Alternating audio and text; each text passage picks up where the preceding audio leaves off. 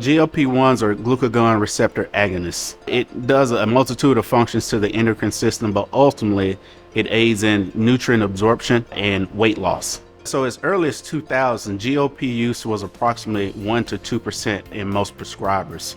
Over the last decade, that has increased to well over 5%.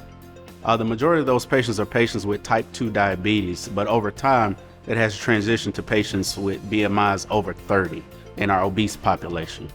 In the setting of rapid weight loss, most patients will develop gallstones. Pain from gallstones presents itself as pain in the upper mid portion of your abdomen that goes to the right side, and sometimes you'll feel it in your back.